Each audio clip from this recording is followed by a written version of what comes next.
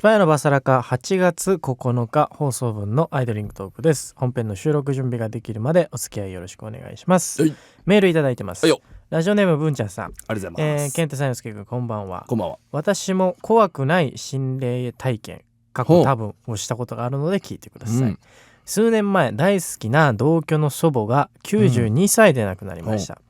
亡くなってしばらく経った頃、朝2階の自室で寝ていると、1階から文ちゃん起きなさいと大声で叫ぶ母親の声が。寝ぼけつつ時計を見ると時刻は遅刻ギリギリ、焦って飛び起き急いで家を出て、その日は遅刻せず事なきを得ました。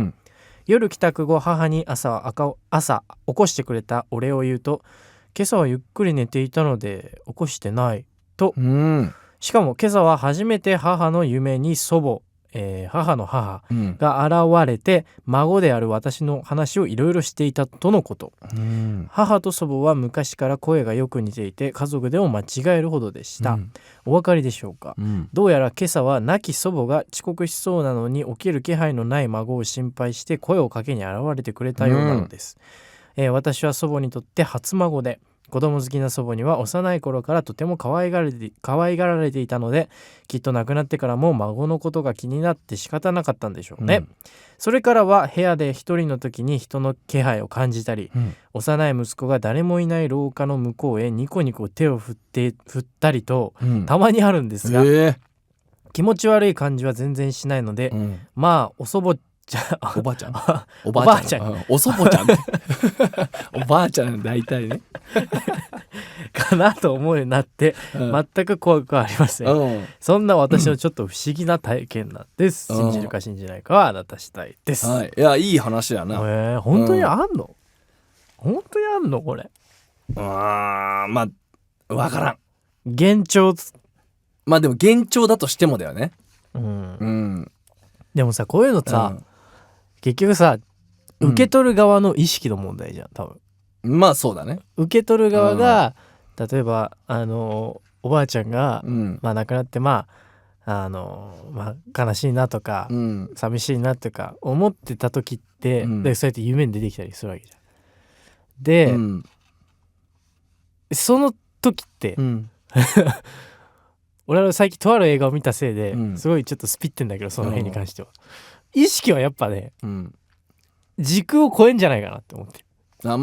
言われてるよね。それはもうだから諸説あるけど言われてるね。だから夢とかって、要はさ、意識が別の世界に行ってるわけじゃん。次元をね、別次元とかね、いろんなところに行けるっていうね。でさ、時空もバラバラになるわけじゃん。だから過去も未来も現在もないっていうね、状態ね。夢の中で3日間過ごしたはずなのに、一晩しか寝てないみたいなさ、なんかそういうのもあるから、結局この文ちゃんさんのそういう意識が、だから寝ぼけてたんだと思うよ、俺これは。ロマンねえな、今のなんだよ、前振りの話。いやだからあれなんだよ、夢と現実の境目にいたんだと思う。おそらく、この朝起きてって言われた時、でも一番覚醒する時間帯だって言われてるからね。夢から覚めるまでの間は一番、そうなんていうの、意識脳みそが意識のレベルが高い。だからどの次元、どの時刻、場所関係なく、いろんなことが起こりやすい。だから寝に入る時とかって言われてるから分かんないよね。でも母の夢に出てきてるわけじゃん。そう、お母さんの方におばあちゃんが出てきてるってことでしょ。だからその夢に行ってた可能性あるよね。そうで、だから意識がそっち行って、そう聞こえてバッて起きて、だって、なんでそれを寝ぼけてたって言うんだよ。寝ぼけるってあれだね、起きる夢と覚醒する寸前のね。なんて言うんだっけ、これあったよね、なんか言い方。なんだっけ、なんだったっけな、なんかあるんだよ、このすごい中途半端な、デジャブは違う。で、なんで、いやもうやだわ今の一言。ロマンもクソもないし、なんかもうやだわ。もうスタッフが耳元からさ勝手に話に入ってきて、デジャブじゃなくて違うよ。デジャブはあれ全然違うよ、現象が。全然違う。いやなんかね、そこ一番確かなんか覚醒する寸前、寝に入るタイミングとか起きる寸前とかって言われてるよね。だからその次元が高いっていうのは、だからその死んだ人も生きてる人も関係なくいける、同次元にいるかもしれないね。と場所があるんじゃない？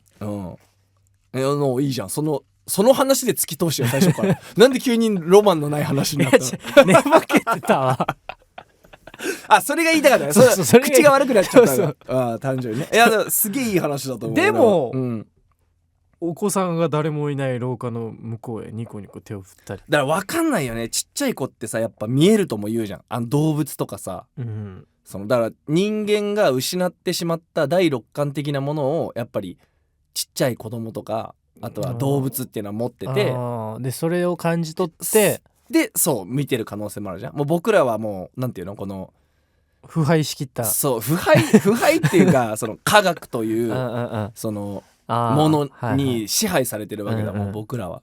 そうだね。そういういわゆるなんかこうねスピリチュアルというか、なんかもうさスピリチュアルっていうと俺も別に信じてはないの。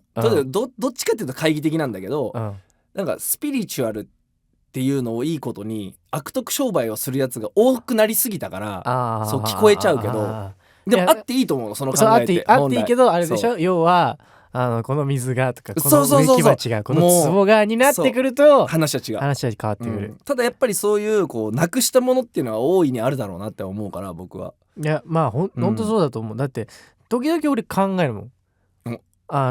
スピってるとかいうあれじゃなくて例えばさ、怪我したりするじゃん。いってみたいな。でこうすりむけちゃったみたいな。絆創膏貼らないのよ。だって原始人の人たちの時代に絆創膏なんてないしみたいな。ないね。治るでしょみたいな。やってくるとでも体はやっぱ現代人のあれになってるからやっぱ貼れるんだよね。すぐ3秒で貼るよ。しかもバンドエイドじゃない傷パワーパッド貼るから俺すぐ。あれねプクプクしてきた。そう俺最近あれ乳首に貼ってたよ。バディツアーだったっけな、左の胸ポケットにさ、なんか貼ってたよね。そうピンバッジをねいっぱい貼ってたの。で俺金属アレルギーだから、汗とかであれがひっついちゃうと乳首がかゆくなる。だから俺ここに傷パワーパッド貼ってた。何の話になったいやでもとってもねいい話ですね。おばあちゃんも92歳なら大往生でね、みんな本当にお疲れ様っていう感じでしょうね。また何かあれば教えて、なんかね面白い話があれば。だからこういうおばあちゃんがやっぱこのちっちゃい息子さんとかのやっぱ守護霊的な存在、見守ってくれる存在にやっぱなってくっていうからね。